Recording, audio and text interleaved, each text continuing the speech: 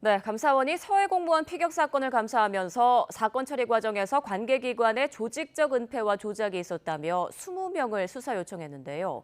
하지만 자진월북 여부를 둘러싼 쟁점들은 여전히 남아있는 만큼 관련자들의 반발과 함께 조금 전 전해드린 것처럼 정치권에서도 거센 공방이 계속될 것으로 보입니다. 여전히 남아있는 의문과 쟁점을 김세호 기자가 정리했습니다. 감사원은 서해 공무원 피격 사건과 관련해 사건 당시 관련 기관들이 숨진 이대준 씨가 자진 월북했다고 단정한 근거를 집중적으로 살폈습니다. 우선 당시 청와대 국가안보실과 국방부 등이 가장 강력한 근거로 내세운 것은 이 씨의 자진 탈북 의사 표명. 감사원 역시 이 씨가 북한군에게 발견됐을 당시 월북 의사를 표명했다는 사실을 확인했습니다. 다만 이 씨가 처음에는 답변을 회피하다 왜 북한 해역에 들어왔는지에 대한 북한군의 거듭된 질문에 월북 의사를 밝혔다고 설명했습니다. 감사원은 이는 긴급 구조 요청 등을 표명하는 보통의 월북 의사와는 다른 만큼 자진 월북 근거로 보기 어렵다고 봤습니다.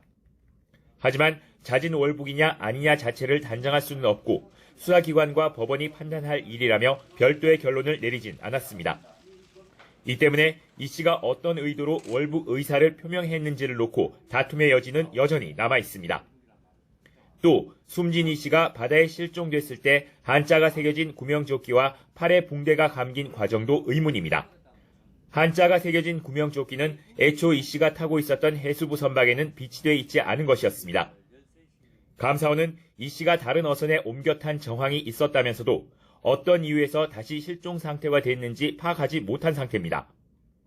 감사원은 감사 과정에서 드러난 각종 위법 행위에 대한 증거 인멸을 막기 위해 수사를 요청하는 과정에서 관련 감사 내용을 공개했다고 밝혔습니다. 하지만 숨진 이대준 씨의 표류 과정에서의 의문들이 명확히 해소되지 않는 한 거센 논란과 갈등의 불씨가 될 전망입니다. YTN 김세호입니다.